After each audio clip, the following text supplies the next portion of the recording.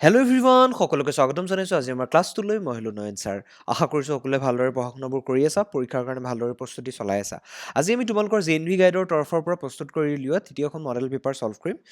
গতিকে ভিডিঅ'টো শেষলৈকে চাবা গতিকে আহাচোন আজিৰ ক্লাছটো আৰম্ভ কৰোঁ চ' প্ৰথম কুৱেশ্যনটোত সুধিছে থ্ৰী স্কুৱেৰ টু কিউব হয়নে আৰু টু স্কুৱেৰ গসাও কিমান হ'ব চ' গসাও বুলি ক'লে আমাক কৈছে থ্ৰী স্কুৱেৰ হয়নে থ্ৰী স্কুৱেৰ আছে ইনটু টু কিউব আছে আৰু এইপিনে আছে টু স্কুৱেৰ হয়নে ইহঁতৰ গসাও বুলি ক'লে আমি কি কৰিম ইহঁত দুইটাৰ কমনটো ল'ম মানে ইয়াত কমন ইহঁত দুইটাৰ কমন কি আছে দুইটা সংখ্যাৰে আমি যদি চাবলৈ যাওঁ টুটো দুইটা সংখ্যাতে আছে হয়নে ইয়াতো টু আছে আৰু ইয়াতো টু আছে গতিকে টুটো হ'ব আমাৰ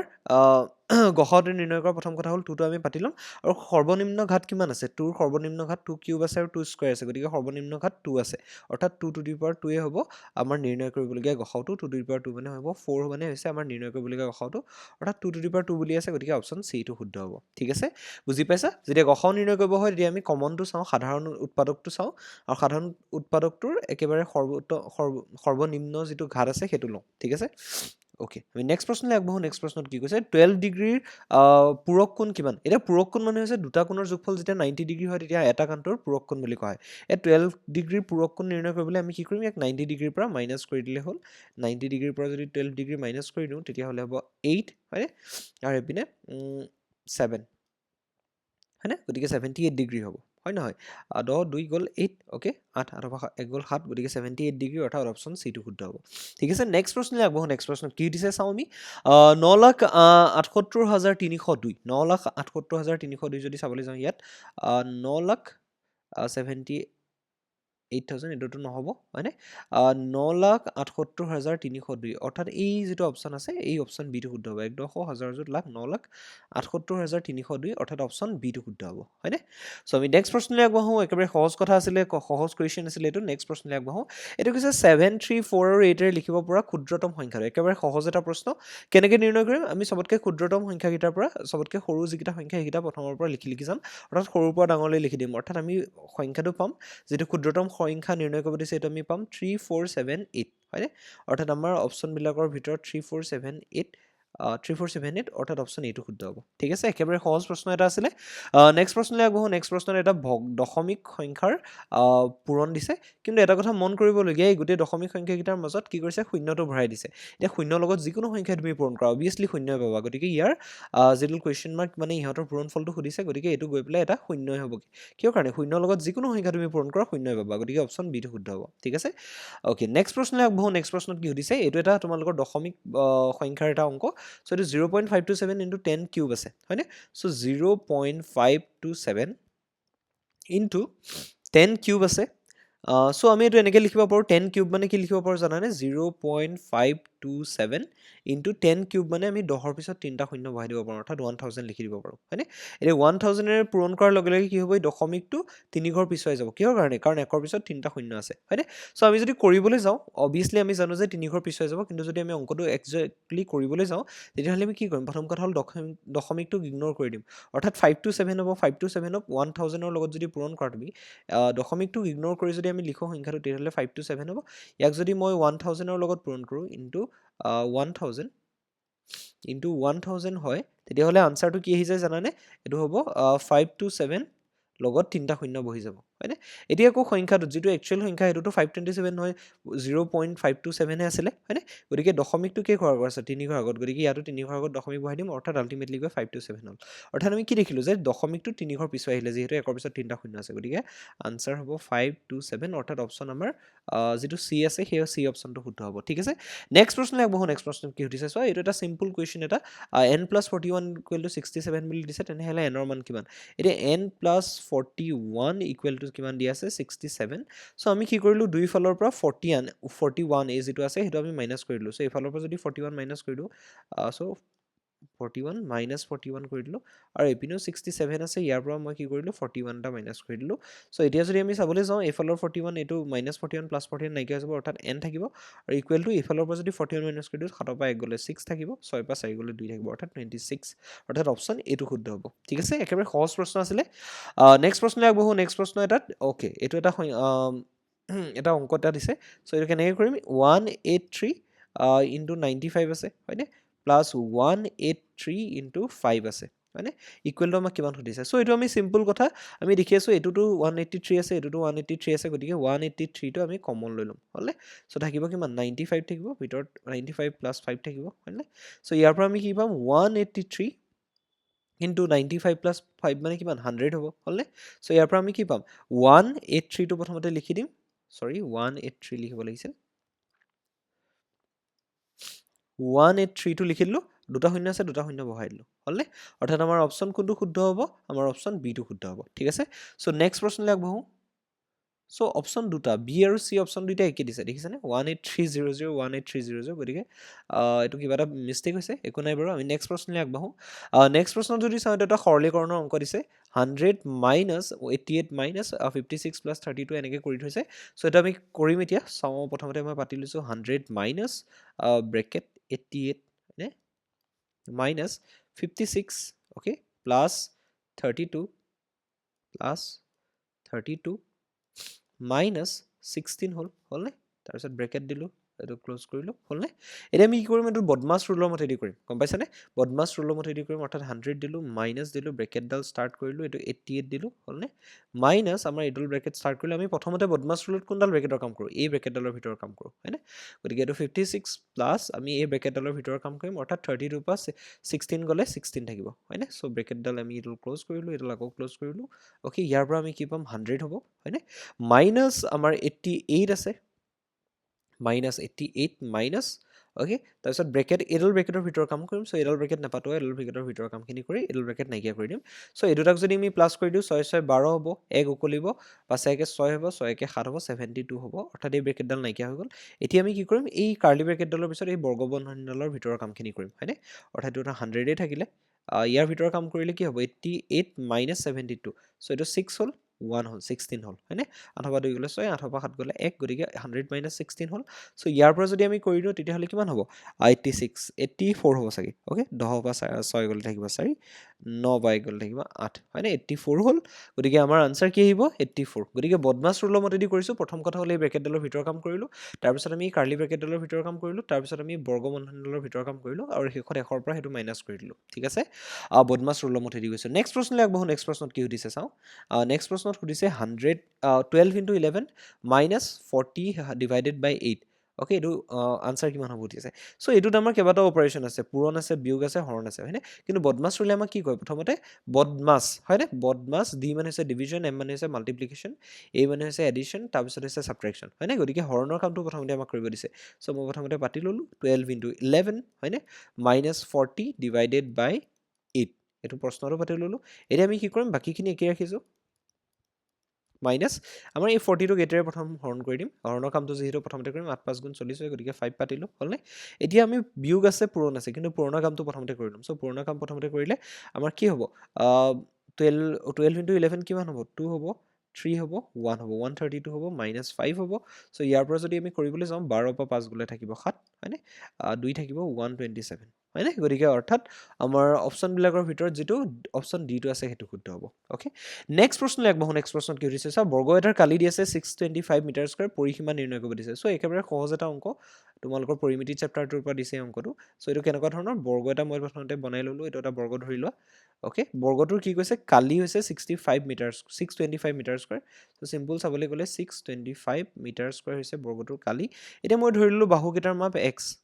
অ'কে এক্স হৈছে বাহুকেইটাৰ মাপ এতিয়া বাহুকেইটাৰ মাপ যদি এক্স হয় এতিয়া কালি বুলি কৈ দিছে বৰ্গৰ কালি ইকুৱেল টু কিমান আছে 625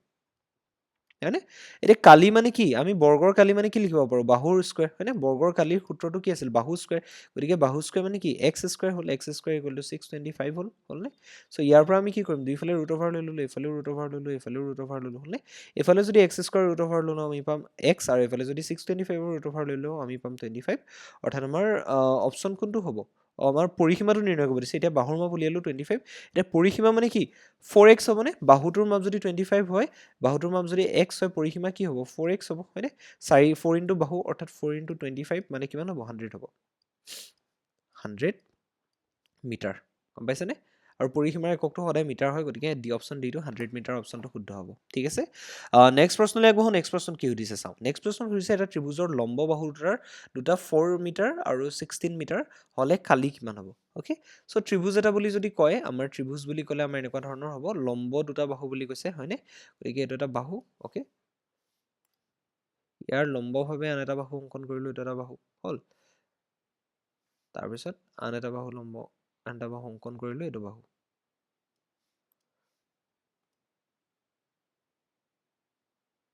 অ'কে, হ'লনে? চ' এতিয়া কথাটো হ'ল, ইয়াৰ পৰা আমি কি কৰিম, এই ত্ৰিভুজটো এইটো লম্ব বুলি ধৰি লোৱা, এইটো 90 ডিগ্ৰী কোণ কৰিছে, মানে এই দুটা বাহুত লম্ব পৰস্পৰ। চ' এই ত্ৰিভুজৰ লম্ব বাহু দুটা 4 চেণ্টিমিটাৰ 16 চেণ্টিমিটাৰ কৈছে, মই এইটো 4 বুলি ধৰিলোঁ, এইটো 16 বুলি ধৰিলোঁ, হ'লনে?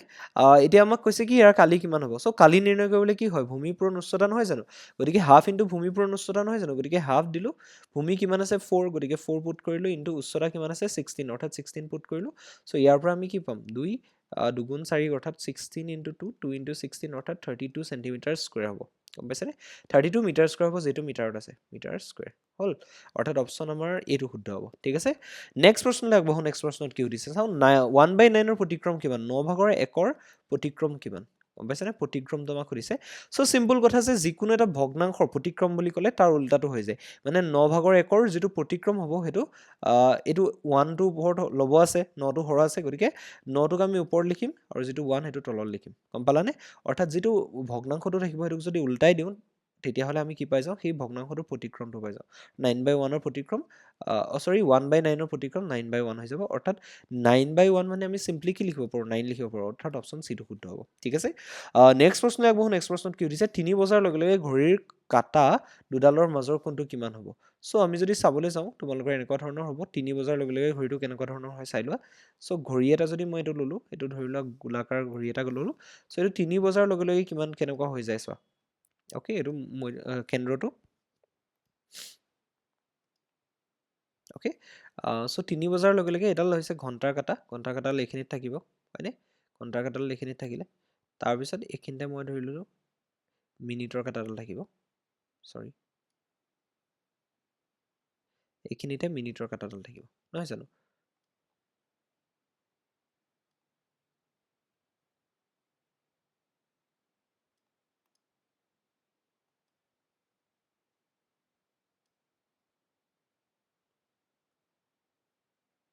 এইটো ঘণ্টাৰ কাঁটা থাকিব এইখিনিত হয়নে, আৰু মিনিটৰ কাঁটাডাল এইখিনিত থাকিব।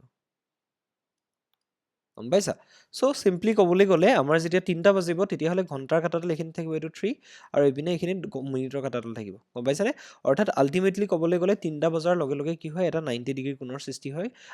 ঘণ্টা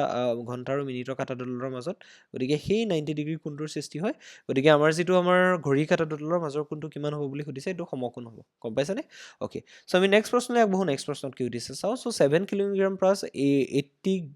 800 গ্ৰাম ইকুৱেল টু কিমান গ্ৰাম হ'ব সুধিছে। চ' প্ৰথম কথা হ'ল 7 কিলোগ্ৰাম মানে আমি কিমান উলিয়াই ল'ম, 7 কিলোগ্ৰাম হয়নে, এইটোক আমি চিম্পলি কি কৰিব পাৰোঁ, 7 ইনটু 1 কিলোগ্ৰাম বুলি লিখিব পাৰোঁ, নহয় জানো, 1 কিলোগ্ৰাম হয়নে। চ' এইটোৰ পৰা আমি কি কৰিব পাৰোঁ, 7 ইনটু 1 কিলোগ্ৰাম মানে হৈছে 1000 গ্ৰাম, গতিকে 1000 গ্ৰাম লিখি দিলোঁ হয়নে, 1000 গ্ৰাম লিখিলোঁ, জি বুলি লিখি দিলোঁ মই এইটো 1000 মই গ্ৰাম বুলি লিখি দিলোঁ। এতিয়া 7 ইনটু 1000 গ্ৰাম মানে কিমান হ'ব, 7000 গ্ৰাম হয়নে, 7000 গ্ৰাম পালোঁ হ'ল। এতিয়া কথাটো হ'ল 7000 গ্ৰাম হ'ল 7 কিলোগ্ৰাম মানে, আৰু লগত কিমান আছে 800 গ্ৰাম, অৰ্থাৎ 7000 গ্ৰাম প্লাছ 800 গ্ৰাম হয়নে। চ' এতিয়া আমি আল্টিমেটলি দুইটা যোগ কৰিলে কিমান হ'ব, 7800 গ্ৰাম হ'ব হয়নে, অৰ্থাৎ আমাৰ অপশ্যন কোনটো হ'ব, 7800, যিটো আছে অপশ্যন বি অপশ্যন হ'ব লাগে, এইটো ডি লিখা আছে, গতিকে এইটো শুদ্ধ হ'ব। ঠিক আছে, আমি নেক্সট প্ৰশ্নলৈ আগবঢ়ো। নেক্সট প্ৰশ্নত কি সুধিছে চাওঁ।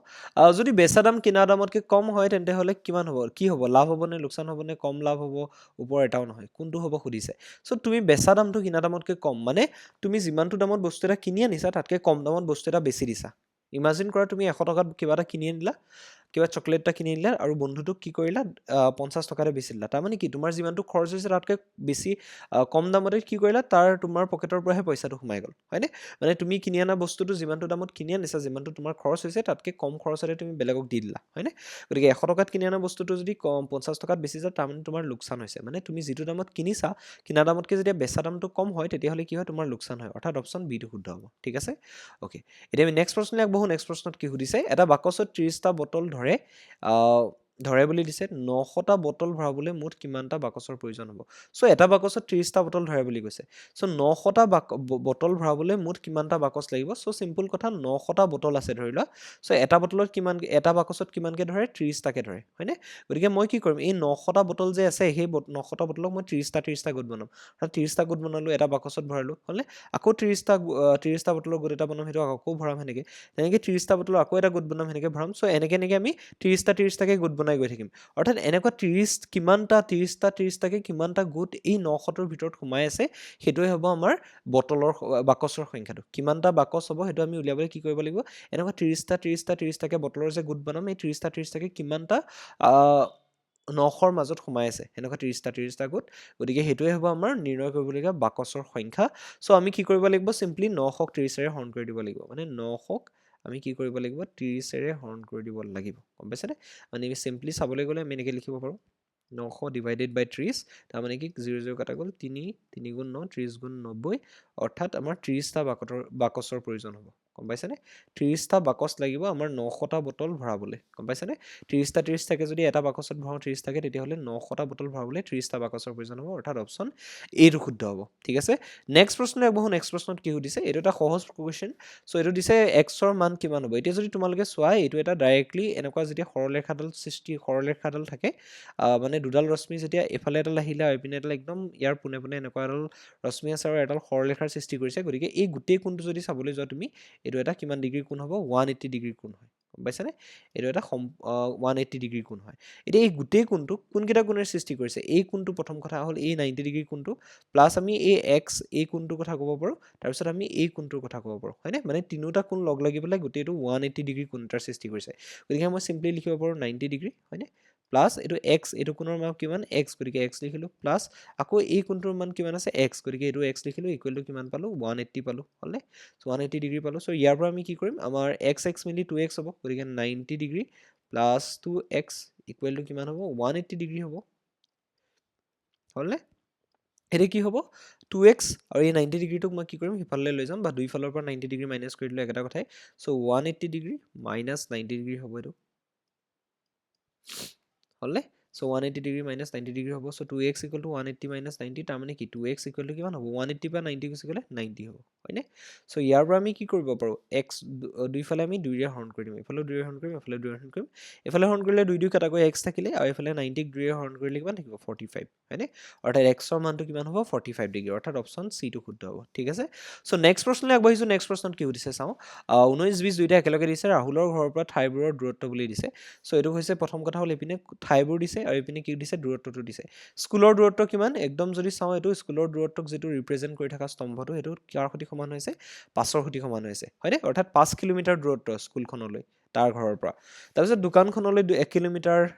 বেংকলৈ কিমান 2 কিলোমিটাৰ আৰু কলেজলৈও 2 কিলোমিটাৰে হয় এতিয়া ঘৰৰ পৰা কলেজলৈ দূৰত্ব কিমান হৈছে ঘৰৰ পৰা কলেজৰ স্তম্ভটো যদি চাওঁ এইটো ডাইৰেক্টলি কাৰ সৈতে সমান হৈ আছে এইটো যদি চাওঁ একদম আমাৰ 2ৰ সৈতে সমানে হৈ আছে বুলি ক'ব পাৰি গতিকে 2 কিলোমিটাৰ দূৰত্ব অৰ্থাৎ অপশ্যন চিটো শুদ্ধ হ'ব ঠিক আছে চ' নেক্সট যদি চাবলৈ যাওঁ ঘৰৰ পৰা স্কুল আৰু স্কুলৰ পৰা ঘৰলৈ অহা যোৱাত মুঠ কিমান দূৰত্ব অতিক্ৰম কৰিব লাগিব ঘৰৰ পৰা স্কুল আৰু স্কুলৰ পৰা ঘৰৰ পৰা স্কুললৈ দূৰত্ব কিমান 5 কিলোমিটাৰ হয়নে 5 কিলোমিটাৰ আকৌ ঘৰৰ পৰা স্কুললৈ যাওঁতে মানে ঘৰৰ পৰা স্কুললৈ দূৰত্ব 5 কিলোমিটাৰ সি যাব প্ৰথমতে হয়নে তাৰপিছত আকৌ আহিব তেতিয়া কিমান দূৰত্ব অতিক্ৰম কৰিব 5 কিলোমিটাৰ যাওঁতে আৰু আহোঁতে 5 কিলোমিটাৰ মানে টোটেল কিমান হ'ব 10 কিলোমিটাৰ দূৰত্ব সি অতিক্ৰম কৰিব অৰ্থাৎ ঘৰৰ পৰা স্কুললৈ স্কুলৰ পৰা ঘৰলৈ অহা যোৱাত মুঠ কিমান দূৰত্ব অতিক্ৰম হ'ব 10 কিলোমিটাৰ হয়নে গতিকে অপশ্যন আমাৰ ডিটো শুদ্ধ হ'ব ঠিক আছে আৰু কিবা আছেনে নাইকিয়া গতিকে এইটোৱে আছিলে সেইটো কুৱেশ্যন গতিকে সকলোলৈকে মই থেংক ইউ সেই ভিডিঅ'টো শেষৰলৈকে চোৱাৰ বাবে আশা কৰিছোঁ তোমালোকে এই ভিডিঅ'টোৰ পৰা অলপ হ'লেও লাভৱান হৈছা অংকবোৰ বুজি পাইছা তোমালোকৰ পৰীক্ষাৰ কাৰণে মই শুভেচ্ছা দিলোঁ সকলোৱে অংকবোৰ ভালদৰে এটেম্প কৰিবা যেনেদৰে পঢ়াইছোঁ সেই সকলোবোৰ বস্তু ভালদৰে পঢ়া শুনা কৰি ভালদৰে চাই পৰীক্ষাটো ভালদৰে পাৰফৰ্ম কৰিবা বুলি আশা কৰিছোঁ থেংক ইউ এভৰিৱান